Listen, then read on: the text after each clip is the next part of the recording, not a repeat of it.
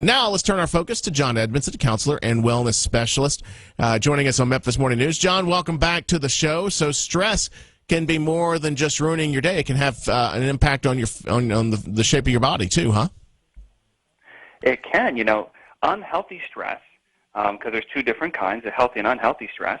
Unhealthy stress can, not just make you feel bad, but it can also affect, the weight that you gain in your body. And the way we found that out was there was a survey they did, a study on the human body and hair samples, how they find that in hair, but they did, that there was excess cortisol in the body of many people who were overweight, and that cortisol is actually a result of stress. It's a stress hormone to help us get through tense situations. So when they found that out, they began to look at other ways in which you can help people reduce that stress in order to not have the cortisol, in order to not have that weight gain. So stress. Now, thinking about this, cortisol. Is it at its best purpose when it stores fat? When we are in a situation where perhaps we're not in a situation where food is as abundant, because it doesn't sound like it's a bad thing, but I guess in a certain situation, it can harm our body. Right. It's amazing. Nothing really that is bad for you. It's all about the extremes. That's the essence of wellness, is helping people find balance within themselves. So stress isn't bad. Cortisol isn't bad. It actually can help you out in many ways. If we didn't have it, we'd be in trouble. The healthy stress is when you wake up in the morning and you're like, oh my gosh, I got to get running. I got to get to my work. I've got to deal with all these different things. That's wonderful. You feel it, although you may not like it. Mm-hmm. What's unhelpful is when it's all day long, over time, day in and day out. Then that cortisol begins to harm you instead of help you. It affects bone density. It affects your brain, how you think, your clarity.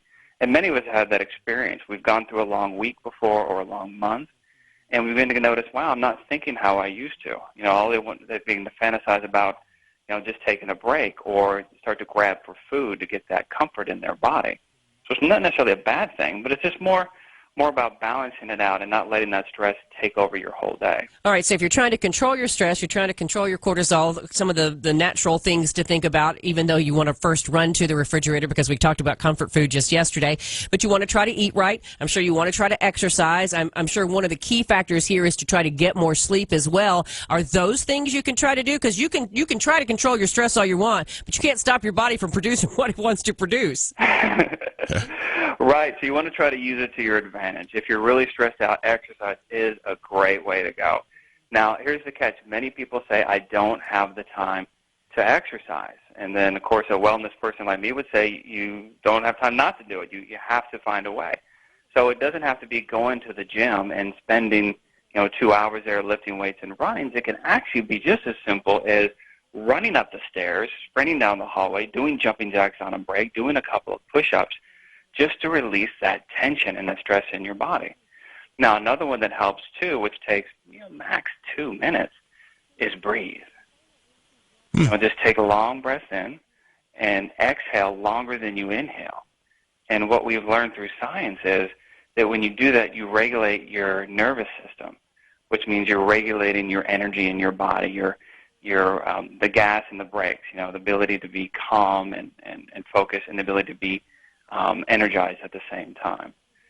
So it doesn't necessarily have to be something that takes up your whole day, but can be something as simple as 2 or 3 minutes here, 5 minutes there. Now, that sounds much more doable than going to the gym for several hours. Right. Yeah, and most of us don't necessarily have time to do that anyway. Right. Now, another really good trick is, cortisol is that stress hormone. Well, oxytocin is another one in our body, and that's what they call the love hormone. And so, like when you look at a cute baby or when you're in love with someone or you feel very connected, that oxytocin is going to release in your system as well.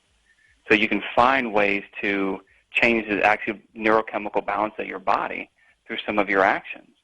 Connecting with people that you like. It could be, they say don't always text someone you care about. Or it could be as simple as making a phone call to a friend that makes you feel good. 2 or 3 minutes, I just want to say hi. If you can't even do that, some people, while they're working, we recommend they put their hand on their heart.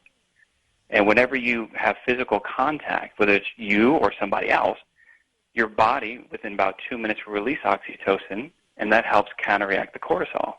So now you're getting back to balance again.